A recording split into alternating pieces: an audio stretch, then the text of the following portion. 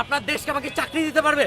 আমি as a student, আমি grad হয়ে যদি আমার এই ফুড কার্টে রাস্তার ব্যবসা নামা লাগে, হ্যাঁ ধরেন, হ্যান্ডকাপ করেন, এক্ষুনি ধরেন, আমি যাবো জেলে। গতকাল থেকেই এই শিক্ষার্থীর এমন প্রশ্ন বেশ আলোচনায়। এরপর তাকে আটক করা নিয়ে সমালোচনার ঝড়। তবে রাতে 2 উপদেষ্টার হস্তক্ষেপে মুচলেকায় মেলে মুক্তি। কি এমন ঘটেছিল তার সঙ্গে? জানা গেছে, রাজধানীর ধানমন্ডি এলাকায় এক অভিযানে ভেঙে দেয়া হয় অর্ধশতাধিক ভ্রাম্যমাণ দোকান।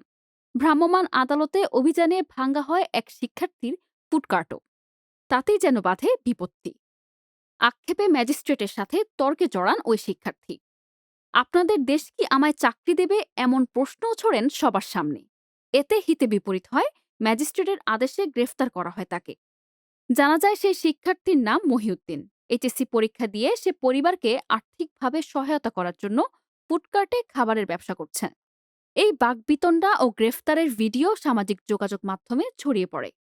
ভিডিওটিতে দেখা যায় ওই শিক্ষার্থী প্রতিবাদ করায় তাকে ঘাড় ধরে টেনে হিচড়ে পুলিশ গাড়িতে তুলছেন। তাতে আলোচনা সমালোচনার ঝড় ওঠে সামাজিক যোগাযোগ মাধ্যমে। বেশিরভাগ নেটিজেন শিক্ষার্থীটির পক্ষ নিয়ে ভ্রাম্যমাণ আদালতের ম্যাজিস্ট্রেট ও পুলিশকে সমালোচনা করতে থাকেন।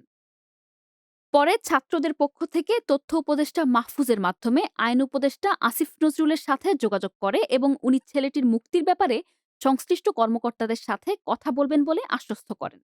পরবর্তীতে রাত 12টার দিকে ঊর্ধ্বতন কর্মকর্তারা বিষয়টি পর্যালোচনা করে মুচলেকা নিয়ে তাকে তার বাবা মার জিম্মায় ছেড়ে দেয়।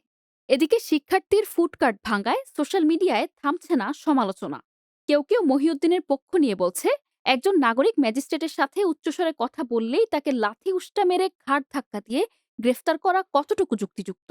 দেশ জুড়ে তোলপাড় ওয়ালটন ফ্রিজ কিনে আপনিও হয়ে যেতে পারেন মিলেনিয়ার। আবার কেউ বলছেন, ছেলেটি জুডিশিয়াল ম্যাজিস্ট্রেটের সাথে গলাবাজি করল কেন? এটা তো আদালত অবমাননা। তাদের প্রশ্ন, ছাত্র দেখেই কি যা খুশি তা করার লাইসেন্স পেয়েছে তারা? নেটিজেনদের দাবি, এখানে গ্রেফতারের কোনো স্পেসিফিক রিজনও আদতে নেই। ফলে এটি স্রেফ ইগোর জায়গা থেকেই মনে হচ্ছে। কোনো সরকারি অফিসার স্রেফ ইগোর জায়গা থেকে কাউকে হাজতে আটকে রাখতে পারে না। আবার কেউ বলছেন, ভ্রাম্যমাণ আদালতের নামে ফাটাকেষ্টগিরি চলবে না। নিশা আলম, নিউজ ডেস্ক, 21 টেলিভিশন।